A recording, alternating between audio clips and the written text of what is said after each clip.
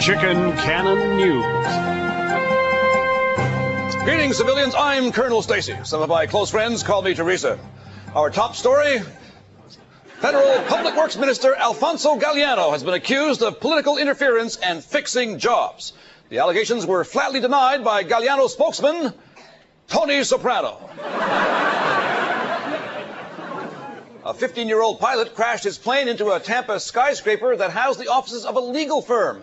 Though no one was there at the time, 3 of the firm's lawyers who were vacationing in Miami are suing for whiplash. Argentina has defaulted on loans of $141 billion, much of which is owed to Canadian banks. In a related story, starting next week, Canadian banks will increase service charges from $1.25 to $700. And a bounce check will cost you $3 million. Argentina has voted in 5 presidents in 2 weeks. At this rate, analysts say even Stockwell Day could get elected.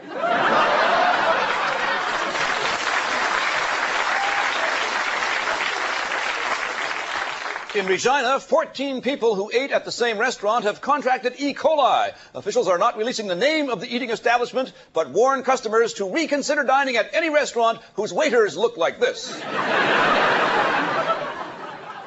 In Europe, the eurodollar is now officially in use. This marks yet another currency worth more than the Canadian dollar.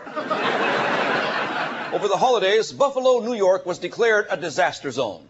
Then, to make matters worse, the city was hit with a snowstorm.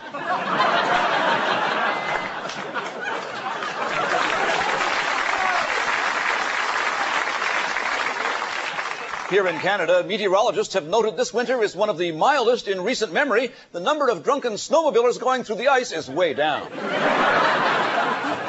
U.S. forces continue to search the caves in Afghanistan for Osama bin Laden. So far, they've come up empty, but in one Tora Bora cave, they did discover Cat Stevens' career. The U.S. military has released a photograph of what is believed to be Osama bin Laden's underground cave system. Here is the cave entrance.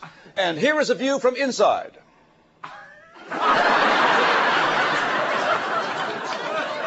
Due to recent events involving the shoe bomber Richard Reed, airports have now begun to check inside people's footwear. Security personnel say they're just thankful Richard Reed wasn't the underwear bomber. In Toronto this week, the Hells Angels biker gang held a celebration to commemorate their 1-year anniversary. Highlights of the occasion included the gang's favorite game, Pin the Tail on the Hooker. More news after this. Chicken Cannon News is brought to you by the Australian Tourism Board. Visit Australia, where our smoking section is the entire country. The world's oldest man has died. He was 113 years old. Cause of death? He was 113 years old. From the world of music, Canadian singer Nelly Furtado has been nominated for 4 Grammy Awards. With this announcement, Canada is now officially the world's leading producer of screaming divas. Michael Jordan and his wife are splitting up after 12 years of marriage. The couple is citing irreconcilable dribbling.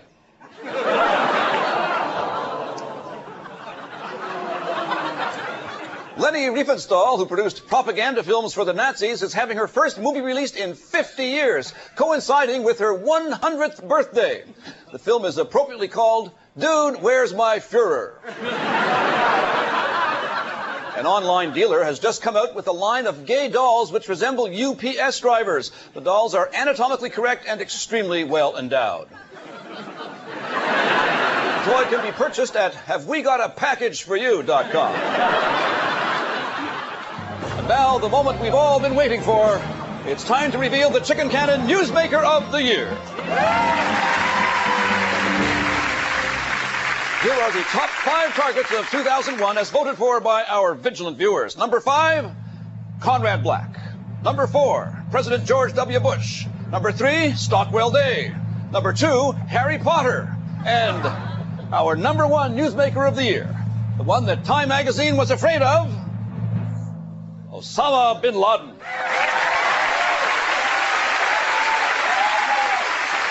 On this special occasion, I will personally load the chicken cannon. Our ammunition, a mixture of tomatoes, crushed videotape, Falafel helper.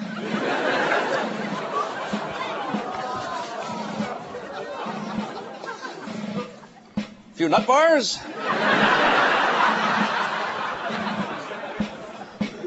Some moldy goat cheese.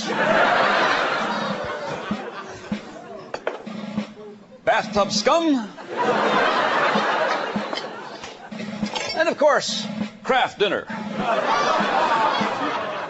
It's always time for craft dinner. And when ready, fire!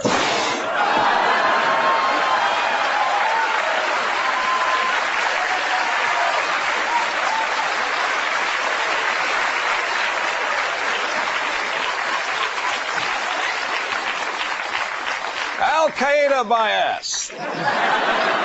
Thanks to Benjamin Tank of Melville, Saskatchewan, one of many who suggested our target, Benjamin wins an Air Farce mousepad and T-shirt. The chicken cannon. Terrorists, be afraid. Be very afraid. Investigative Science with Stillman Raw. Good evening. I'm Stillman Raw, and this is Investigative Science, the program that investigates, science. The race to produce pigs with parts fit for human transplant has become intense. Joining me is a leader in this field, Professor Jorax Prindelholm. Hello, Professor. Oh, hi. Can I put a dog on the burner for you? Professor, tell us about your research. Well, it's very involved. It takes up a lot of my time. But it does allow me to do something that I've always wanted to do. And what is that? To get a honking big government grant. I've got so much money I can order Swiss chalet takeout every night of the week. But actually, my research is geared to finding a way to tap pigs as a limitless source of life-saving organs. Why pigs? Why not another animal like the chimpanzee or the penguin? Well,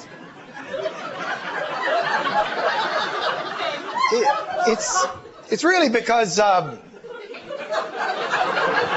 just is, okay? How long before you'll test human subjects? Well, we've already started. Gertrude, could you join us?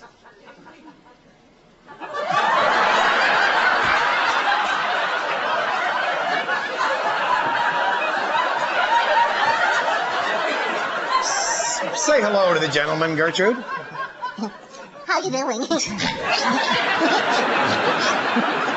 Professor, have you not noticed any side effects from pig part transplants? Well, there has been one.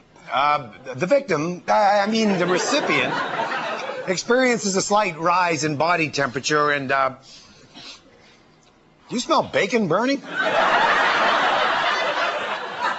Do you really think your research is valid? Well, I think this time I have a real shot at Scientist of the Year. I can almost taste it. Have you been eating pork chops? Are you sure there's no problem with Gertrude? Oh, no, not at all. Here's a truffle.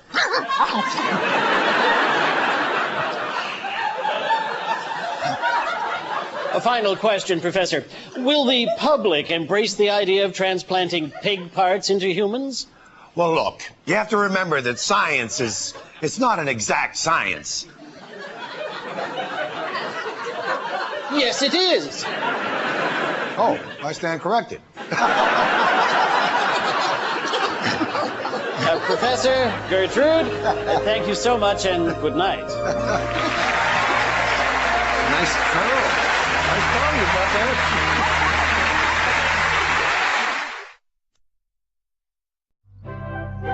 Critic at Large with Gilbert Smythe Biteby. Ah, brilliant. Victoria's Secret has never had a more eloquent order. Well, it's finally 2002. As I look back at the year 2001, entertainment-wise, it was a pathetic waste of 365 days. In 2001, the film Vanilla Sky answered the question, what's worse than one cruise?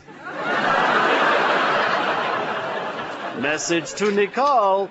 Don't feel bad about your split with Tom. Now you can go back to wearing high heels. And of course, a big blockbuster movie of 2001 was the children's film Harry Potter. He was pure magic. He made parents' money disappear. Another film that made a big splash, Lord of the Rings. If you ask me, it should have been called Kiss My Rings. Also big at the box office in 2001, Ocean's 11. I recommend this movie to anyone who is brain dead on life support. In 2001, former actress Joan Collins announced her engagement to a man 32 years her junior. Joan's greatest fear is that on the honeymoon she'll spring a leak. The big news in television last year? How can I best describe the value of digital TV? Well, how about with one digit? And speaking of the vast wasteland known as television, who could look back at the year 2001 without mentioning Survivor? I could. And that's how I saw the year 2001. No, wait, I'm forgetting something. What can it be? Oh, I know. How could I forget the Women's Television Network? A mind-numbing excuse to broadcast substandard claptrap, perpetuating the banal myth that hairy women sitting around complaining about cramps and whining about men is entertainment. Well, WTN was bought by the Chorus Corporation, who fired everyone on staff, including my 3 ex-wives.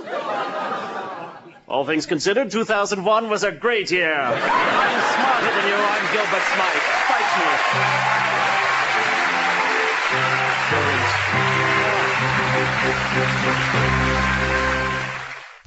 Olympics Preview. The 2002 Winter Games reintroduces an event not seen since 1948. The skeleton. Okay, Rocky, here's what you're gonna do. Mick, my name is Fred, not Rocky. Whatever you say, Rocky. Look, the Olympics are only a few weeks away, and you gotta train hard. Here's what you'll do. You're gonna lie down head first on that fancy-looking ironing board. And you're gonna fly down this track at 120 kilometers an hour.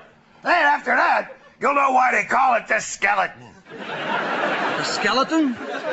Stop being such a chicken ass. Look, how can you get cold feet at a time like this? I've been standing on the ice for 30 minutes. Look, if not for you, do it for your country. Do it for all those impressionable young boys in form-fitting lycra. Their rosy cheeks, their gentle puffs of air that come out of their warm lips on cold, snowy mornings. Mick! Oh, sorry. I haven't been the same since the Legion held that put your head in a vice night. You got a shot at the title, kid, but you got to be very careful.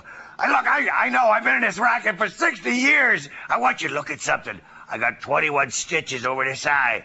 I got 34 stitches over that eye. I've busted my nose 17 times. And I've had jock itch since 1953. What's that disgusting smell?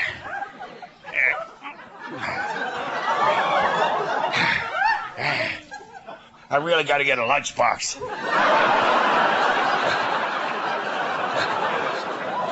So, what do you say, kid? It looks pretty dangerous. Dangerous? Yeah, it's not dangerous. It's a thrill.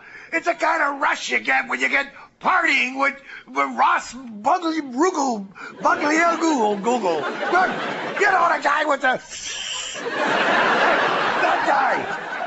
Look, when I started in this racket, pugs like me were treated like dogs. You know, one time this guy put a bit of nails on my sled, and it cut my gut into a million pieces. To this day, when I ski, my stomach whistles to the theme of The Sound of Music.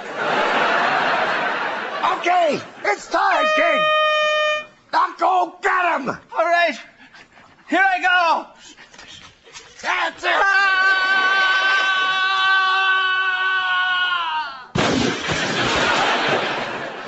What an idiot.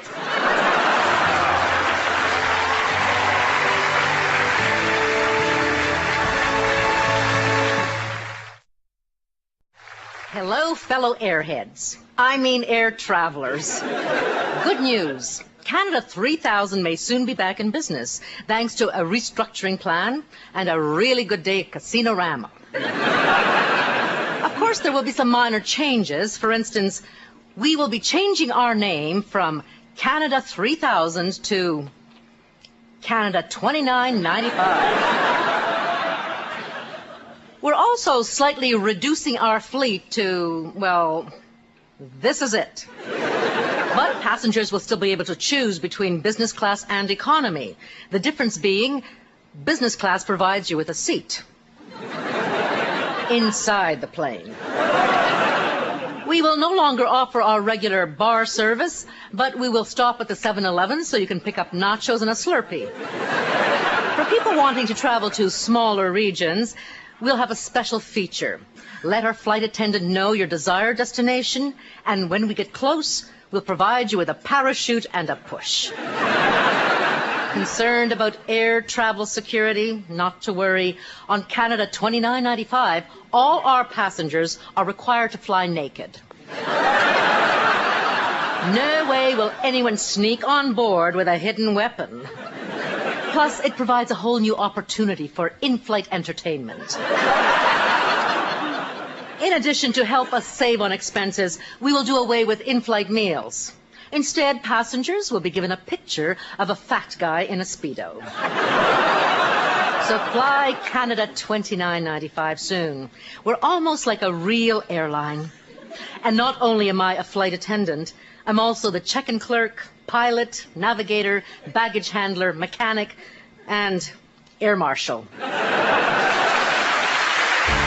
Canada 2995. We may be bankrupt, but at least we're not Air Canada.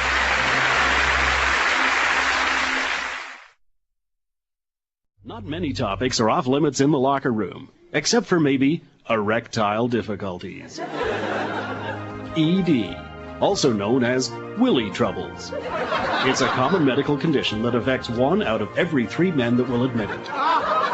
ED can be associated with high blood pressure, low blood pressure, an all-night bender, partly cloudy conditions, a leaf snoozing streak, a pair of Dockers 3 sizes too small, death, swimming in cold water, and sitting through an entire episode of Ally McBeal.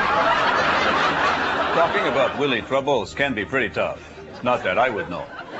Only 15% of men get help, even fewer know the facts. Not that I would know. It's time to get the facts. Get the most out of life. Even though I don't have willy troubles myself. Just as my wife.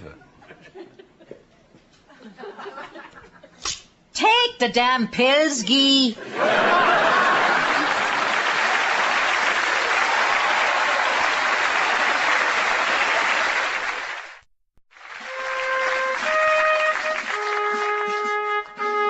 Usually ask what the hell he does out here now for. 10! Hunt! Troops, as you know, we have been designated to reassignment in Afghanistan. Today we have a special visitor to speak to us. Okay, for sure is on that. That is troop. Pretty soon, like, you will go to Afghanistan. Unless I changes my mind again for the 27th time. You are face a difficult missionary position that you may or may not be go on. You will or will not be asked to make your country proud when or if you do or does not go over there. You will find Afghanistan a cold, bleak, desolate-like experience. A situation's not fit for beast or manner, where life is cheap. But then again, living in Edmonton, you are used to that. The important things to remember over there, you will represent Canada. So try not to go around in your underpants drinking Molson X and mooning the locals. This is many dangerous there, but it is still better than to have to go to Toronto to shovel snow. You will be not only look for Osama bin Lugi, you also be bring special relief that only Canada can provide. To each Afghan people, you will give 1 can of Habitant pea soup. The only soup that looked like somebody Earl in it. You will also supply Afghaners with a leaf blower, a bucket of Buckley's coughing syrup, and to help out things financial, some Canadian Tire money. Troop, you will be supplied donuts to the undernourished, weed whackers to the less fortunate, and hockey pucks to the puckless. Troop, you is go on a challenge and danger mission. Me, I am happy to announce that even though we cannot pay you more celery sticks, we will be able to get you free air miles. So, good luck. And remembering, if you find yourself in a situation that is tense, like out of control, you can always handle it the Canadian way. Apologize and go home.